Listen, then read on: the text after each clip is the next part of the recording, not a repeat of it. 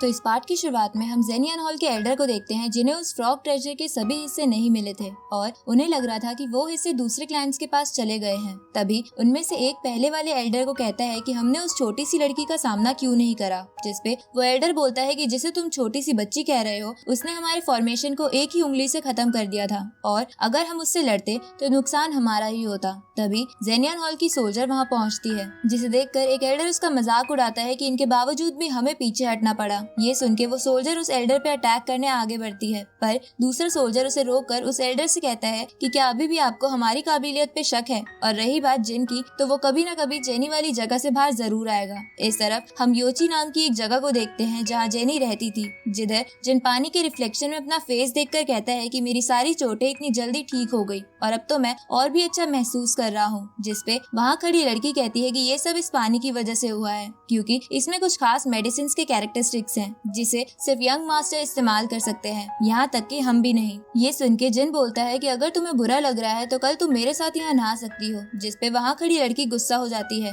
उसी वक्त वहाँ पे जेनी आ जाती है और जिन से कहती है कि तुम क्यों मेरी सर्वेंट्स को परेशान कर रहे हो। अब जेनी को वहाँ देखकर जिन उससे पूछता है कि तुम पूरे दिन से कहाँ थी। तभी जेनी वहाँ खड़ी उस सर्वेंट लड़की की टांग खींचने लगती है, जिससे गुस्सा होकर वो वहाँ से चली जाती है। जिसके बाद जेनी जिन से कहती है कि मैंने अपनी टीचर को तुम्हारे बारे में बता दिया है, इसलिए तुम यहाँ थोड़े दिन के लिए रह सकते हो। जिसपे जिन पूछता है कि अगर मैं यहाँ रहूंगा तो आपको कोई प्रॉब्लम तो नहीं होगी। जिसपे जेनी कहती है कि तुम चिंता मत करो, अगर उस गोल्डन पर्ल के हिस्से कई सेक्ट्स के पास जाएंगे तो हम जेनियन हॉल को थोड़े समय तक रोक सकते हैं। तभी वहाँ पे जेनी की टीचर आ जाती है और ये बातें सुन के जिन से बोलती है कि तुम इतने बड़े बड़े ट्रेजर की बातें करते हो तो जरूर तुम्हारे सपने बड़े होंगे। अब जिन उस टीचर को देखकर कहता है कि ये तो बड़ी यंग है, क्योंकि जिनको लग रहा था कि वो कोई बूढ़ी सी औरत होगी, पर वो टीचर जिन की बात पर ध्यान नहीं देती और जिन से कहती है कि यहाँ पर बहुत कम गेस्ट आते हैं, इसलिए किसी गेस्ट के आने पर मैं उनसे जरूर मिलती हूँ। तभी जिन अपनी एज वाली बात कहने के लिए माफी मांगने लगता है, तो वो टीचर जिन को माफ करते हुए जेनी से कहती है कि ये तो तुमसे सिर्फ कुछ साल छोटा है, इसलिए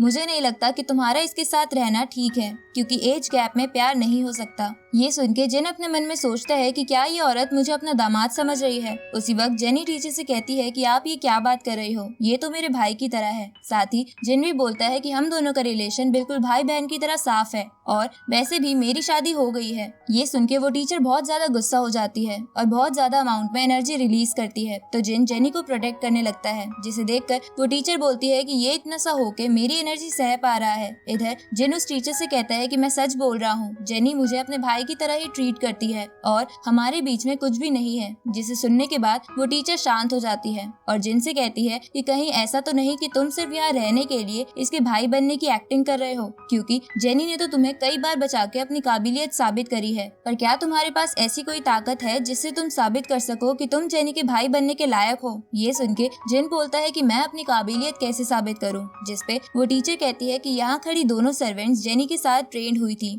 तो तुम इनमें से एक को चुन लो। पर जिन इसके लिए मना करने लगता है, क्योंकि उसे लग रहा था कि वो टीचर उसे सर्वेंट ऑफर कर रही है। ये देखकर वो टीचर गुस्सा होकर बोलती है कि चुपचाप एक को चुनो और उससे लड़के अपने आप को साबित करो कि तुम जेनी के भाई बनने के लायक हो, नहीं तो यहाँ से चले जाना। तभी जेनी जिनको सजेशन देती है कि उसे किसे चुनना चाहिए, तो जिन जेनी की बात मान के उसी सर्वेंट को चुनता है। जिसके बाद वो दोनों आमने सामने आ जाते हैं, जहाँ वो सर्वेंट जिन से कहती है कि तुम जेनी के भाई बनने के लायक नहीं हो, इसलिए मैं तुम्हें इस जगह से बाहर निकलवा दूंगी। जिसपे जिन बोलता है कि लगता है मुझे लड़ाई में मजा आने वाला है। ये सुन के वो लड़की जिन पे गुस्से में अटैक करती है, जिसकी पावर देखकर जिन समझ जाता है कि वो सुपर नेचुरल लेवल पर है। इधर वो टीचर जेनी से कहती है कि पहले तो तुम इसे अपना भाई कहती हो और इसके बावजूद भी इस लड़की को लड़ने के लिए चुनती हो ताकि जिन हार जाए। जिसपे जेनी कहती है कि पहली लड़की को जिन आराम से हरा देता, इसलिए हमें ये मैच देखने में मजा आएगा। इस तरफ वो सर्वेंट जिन से कहती है कि क्या मैं अपनी पावर थोड़ी सी कम कर लूं ताकि तुम आराम से लड़ पाओ। जिसपे जिन कहता है कि इसकी कोई जरूरत नहीं है।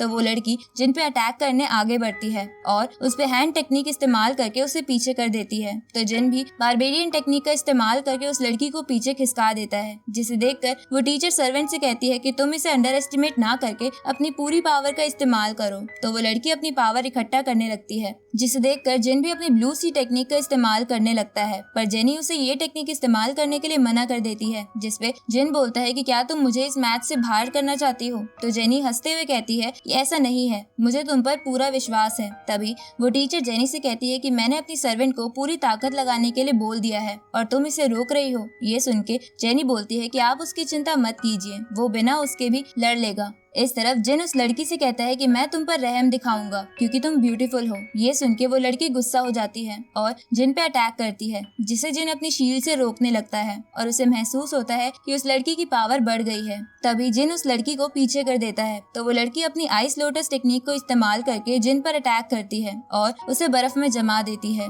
जिसके बाद उसे लगने लगता है कि जिन हार गया और वो बस एक ऐसा लड़का है जो सिर्फ बड़ी बड़ी बातें करना जानता है। इधर उस टीचर को भी ऐसा ही लगने लगता है। तभी जिन अपनी फायर की मदद से उस बर्फ को तोड़ के बाहर आ जाता है, जिसे देखकर वो टीचर कहती है कि इसने ये कैसे करा। साथ ही वो लड़की भी जिन के बाहर आने पर उस पे फिर से उसी लोटस टेक्निक का इस्तेमाल करने लगती है। तो जिन इधर उधर भागने लगता है और अपनी गोल्डन वाटर बॉल टेक्निक से वैसा ही एक लोटस बना के उस पे अटैक करता है, जिसे वो लड़की रोकने की कोशिश करती है, पर जिन उस पे भारी पड़ रहा था। ये देखकर वो टीचर कहती है कि ये लड़का तो टेक्निक को कॉपी करना भी जानता है। इस तरफ जिन उस लड़की की शील्ड तोड़ देता है, पर तभी जेनी जिन को रोक देती है। तो जिन उसी लोटस का एक फ्लावर बना के उसी लड़की को गिफ्ट कर देता है और टीचर से पूछता है कि क्या अब आप खुश हो। जिसपे टीचर कहती है कि तुमने उस लोटस टेक्निक को कॉपी कैसे किया, या फिर किसी ने उस टेक्निक का सीक्रेट ही तुम्हें दे दिया था। जिसपे जिन बोलता है कि ऐसा मैंने अपनी वाटर बॉल टेक्निक की मदद से किया था। पर उस टीचर को इस पे विश्वास नहीं हो रहा था। साथ ही उसे ये भी विश्वास नहीं था कि जिन ने उस गोल्डन फ्रॉग वाली टेक्निक को पा लिया था।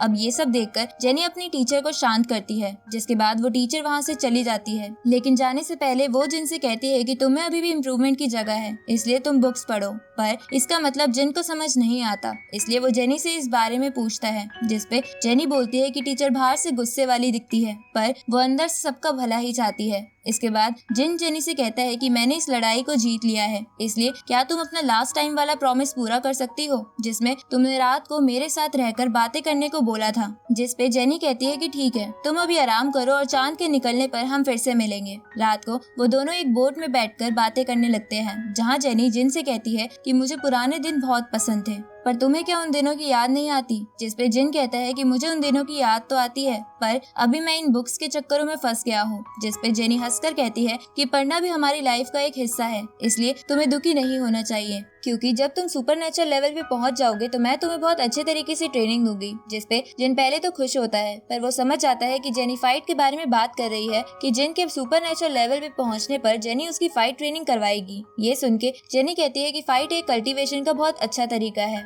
बहुत से कल्टीवेटर्स सुपरनेचुरल लेवल के टॉप पर अटक चुके हैं, लेकिन मेरे यहाँ होने से तुम्हारे साथ ऐसा नहीं होगा। जिसपे जिन कहता है कि मुझे यिंग यांग एकेडमी के टीचर ने बताया था कि सुपरनेचुरल लेवल पे पहुंचना आसान है अगर मेरे पास खास एबिलिटी हो। तो ये सुन के जेनी बोलती है कि उस टीचर को तो मैं जानती हूँ, वो मेरे सामने ही मेहनत करते हुए बड़ी हुई है। तो जिन कहता है कि तुम्हारी बातों से ऐसा क्यों लग रहा है कि तुम बहुत बुढ़ी हो। ये सुन के जेनी हंसकर बोलती है कि सिर्फ स्पेशल एबिलिटी ही सब कुछ नहीं होता। सुपरनेचुरल लेवल में 3 स्टेजेस हैं, जहाँ कुछ कल्टीवेटर्स अपनी सोल इमेज को बढ़ाते रहते हैं और कुछ सुपरनेचुरल पावर को बढ़ाते रहते हैं। पर असली कल्टीवेटर वही होता है जो अपनी पावर को अच्छे से समझे, और वही ऐसा कल्टीवेटर होता है जो पुरानी जनरेशन से आ रहे मेथड पर ना चल के अपने लिए एक नया ही मेथड बनाते हैं। क्योंकि अगर वो लड़की असली सुपरनेचुरल लेवल पर होती तो आज तो मुझसे नहीं जीत पाते। ये सुन के जिन कहता है कि भले ही मेरे पास अभी एबिलिटीज कम है, पर मैं उन्हें सीख कर रहूंगा। तभी जेनी वहाँ पानी पे चलते हुए आसमान में उड़ने लगती है